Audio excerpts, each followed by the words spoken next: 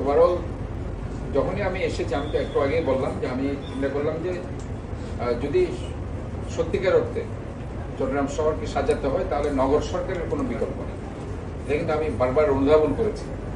এই জন্য day one থেকে কিন্তু আমি এটার জন্য সোচ্চার ছিলাম এবং এটার জন্য আমি ইভেন মিনিস্ট্রি লেভেলে, যেহেতু তখনও আমি শপথ নিইনি, ওই সময় আমি প্রায় 20 দিনের মতো আমি দরকার হলে আমি নগর পরিকল্পনা, আমি সিটি প্ল্যানারকে আমি হায়ার করবো, তাদেরকে আমি দরকার হলে আমার বিশেষজ্ঞ বানাবো যে আপনি করে দেন।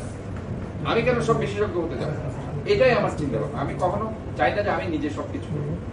আমি মানুষকে দিয়ে যারা যারা এটার বিষয়ে এক্সপার্টাইজ আছে তারা যদি করে শহরটাকে সুন্দর করে দিতে পারে, দিন শেষে প্রশংসা তো আপনারা আমাকেই করবেন, তাই না?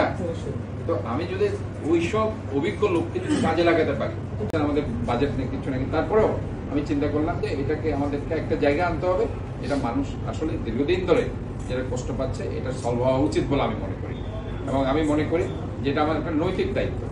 এবং সেই প্রেক্ষিতে আমি শাহরিয়ার খালেদ ভাইকে অনেক আগে থেকে চিন্তা করি, যেহেতু উনি আন্দোলনের সাথে যুক্ত ছিল এবং আমিও মাঝে মধ্যে ওই আন্দোলনের শরিক হতাম।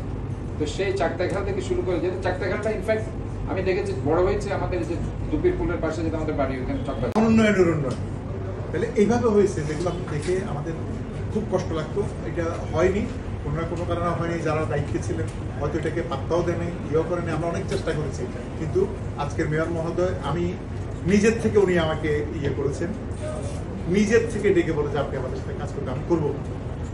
সারাদিন হয়েছে আমি দেখেছি এখানে আমাদের একটু ইমপ্লিমেন্টেশনের সময় আপনার একটু মানে যোগাযোগের কমিউনিকেশনের সমস্যা ছিল। তবে এটা একটা খুবই গুড নিউজ যে আমরা পোর্ট অথরিটি, এটা পজিটিভ এবং নেগেটিভ দুটো সাইডই আছে। কিন্তু আমার কাছে মনে হয়েছে, আমি যখন মাস্টার প্ল্যানটা করলাম, দেখলাম, এবং ওখানে যে স্কুলগুলো যে লেভেলে, মানে ওখানে ডাটার সমস্যা ছিল, লেভেলের সমস্যা ছিল, ওদের কাছে খুবই ভালো কাজ হচ্ছে, কিন্তু ওগুলি শেষ হতে ধরেন বছর লাগতে পারে। আমাদের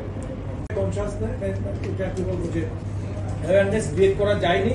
এবং আমি এক সময় এটা এক জায়গায় বলেছিলাম যে এই যে বর্তমানে যে খালগুলো, ওখানে আমি মিনিস্ট্রি অফ প্ল্যানিং এর, কাতার মিনিস্ট্রি অফ প্ল্যানিং এর পরামর্শক হিসাবে যাই। আমি প্রায় 10 বছর ওখানে থাকি এবং ওখানে যেটা আমাদের ড্রেনেজ স্ট্যান্ডার্ড একটা সলিউশন। এটা এমন না যে মানে আমরা কোনো একটা ম্যাজিক কিছু এসে কিছু করা যাবে, কিন্তু বাংলাদেশের প্রেক্ষিতে হয়তো আমাদেরকে একটু খুশি করতে হবে। কিন্তু সব ধরনের, যেমন স্ট্রাকচারাল বলে আমি